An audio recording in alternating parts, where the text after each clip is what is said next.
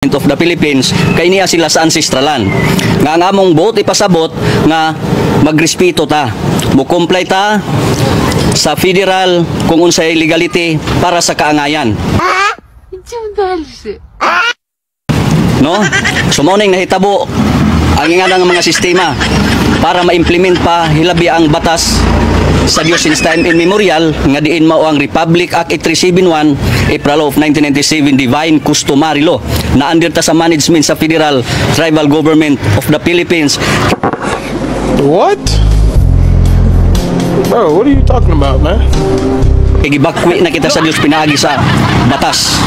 Okay, tapos na ang balaod sa under civil government 7160 inconsistent to Republic Act 8371 April of 1997 na supersede na repealed ang tanan balaod sa civil government. God is justice. God is justice. Wala sila katungod nga maupahawa.